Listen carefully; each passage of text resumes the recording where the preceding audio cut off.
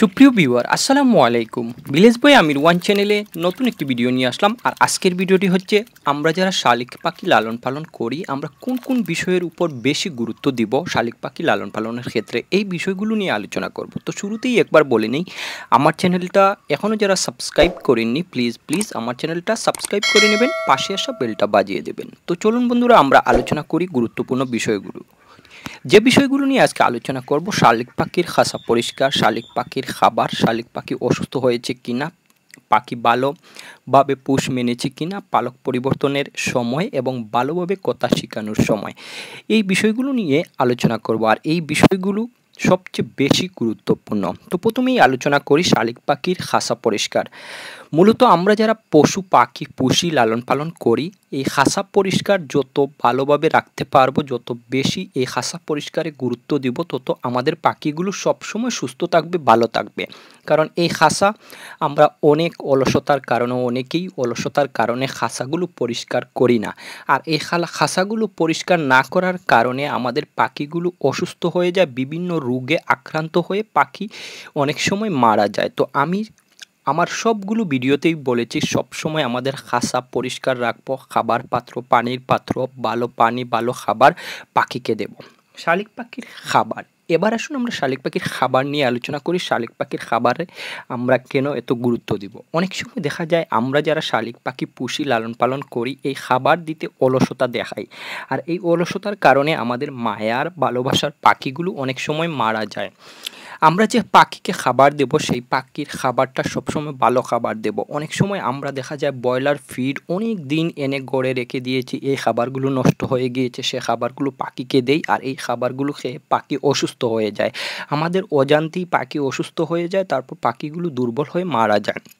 তো আমরা এই পাখির খাবারের ক্ষেত্রে যে খাবারগুলো খাবার হিসেবে পাখিকে দেব সেই খাবারগুলো ভালো খাবার দিবেন, ড্যামেজ খাবার কখনোই দিবেন না। অনেকেই ভাত খাওয়ান পাখিকে, ভাত দেন, তো ভাত দেওয়ার পর যে পাত্রর মধ্যে খাবার দেন ভাত দেন সেই পাত্রের কর্নারে ভাতগুলো আটকে যায়, আটকে গিয়ে এই ভাতগুলো পচে খাবার নষ্ট হয়ে যায়। এই পচা খাবারের উপর আবার খাবার দেই, তার এখান থেকেও ভাইরাসে আক্রান্ত হয়ে পাখি মারা যেতে পারে।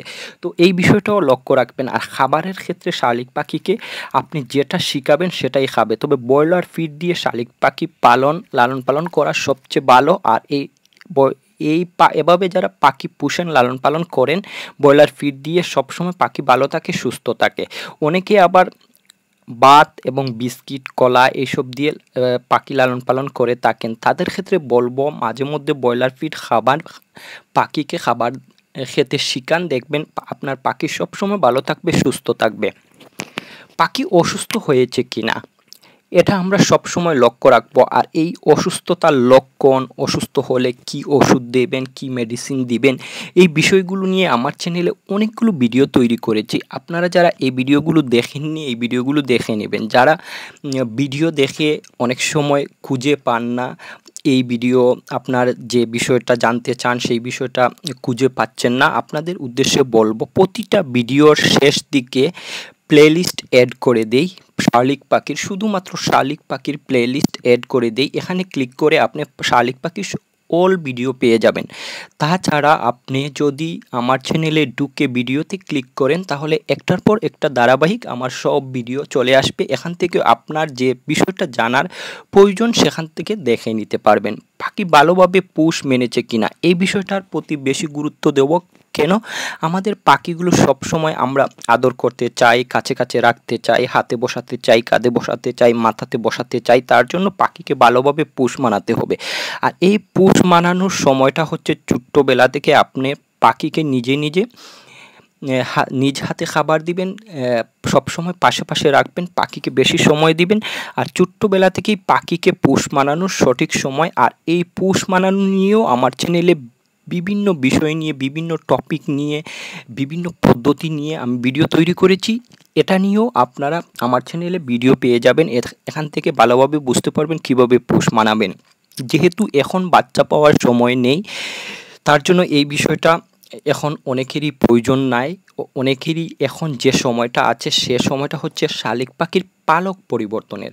আর এই পালক পরিবর্তনের সময় সবচেয়ে বেশি গুরুত্ব দিবেন পাখিকে এবং সময় দিবেন।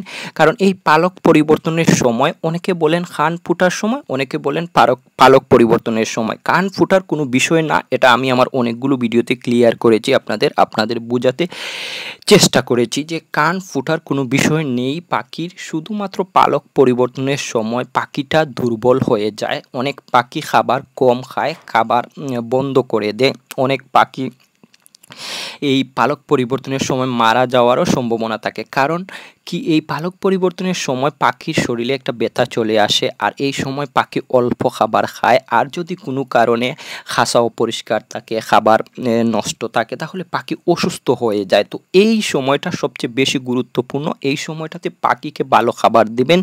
আর দেখা যদি যায় যে পাখির পালক পড়েছে কিন্তু নতুন পালক গজাচ্ছে না, তাহলে কি করবেন এটা নিয়েও আমি বলেছি। তারপর আজকের ভিডিওতে বলি জিঙ্ক বেড খাওয়াবেন 5 দিন, তাহলে এই পালক পরিবর্তন করতে পাখিকে সহযোগিতা করবে এবং তাড়াতাড়ি পালক পরিবর্তন করে নেবে, আর এই সময়টাতে কোনো দুর্বলতা আসবে না পাখির। এবার আসুন আমরা আর কোন বিষয়ে গুরুত্ব দিব। পাখির পালক পরিবর্তনের সময় থেকে শেষ পর্যন্ত পাখিকে কথা বলা শেখাতে হবে। এই সময়টাতে পাখিকে কথা বলানোর সময়, আর এই সময়টাতে আপনি যত বেশি পাখিকে সময় দিবেন, যত বেশি পাখির সাথে কথা বলবেন, তত ভালো কথা বলবে পাখি। প্রথমত শালিক পাখির খাঁচা পরিষ্কার, শালিক পাখির খাবার, শালিক পাখি অসুস্থ হয়েছে কিনা, শালিক পাখি ভালোভাবে পুষ মেনেছে কিনা পালক পরিবর্তনের সময়, এবং শেষ দিকে হচ্ছে কথা বলানোর সময়। আর এই কথা বলার সময় যে যত বেশি পাখিকে সময় দেয় তার পাখি তত বেশি কথা বলে। আর আমরা এত কষ্ট করে শালিক পাখি পুষি, লালন পালন করে থাকি শুধুমাত্র কথা বলা শেখানোর জন্য। আর এই কথা বলা যদি আপনি ভালোভাবে শেখাতে না পারেন, তাহলে আপনার এতদিনের কষ্টটা নষ্ট হয়ে যায়।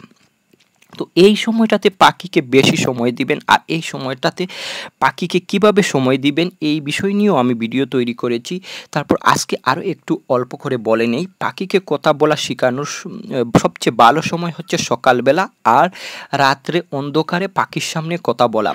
তাছাড়া আরও একটা লক্ষণ পাওয়া যায়, পাখি একা একা বিভিন্ন ভাষায় কথা বলে, শব্দ করে। এই সময়টাতে পাখির সামনে কথা বলবেন। আরও একটা বিষয় আমি আপনাদের শেয়ার করি, আপনি পাখিকে অযথা অহরহ বিভিন্ন কথা শিখাবেন না। বিভিন্ন কথা শিখাতে গেলে দেখা যায় একটা সময় কোনো কথাই পাখি শিখে না।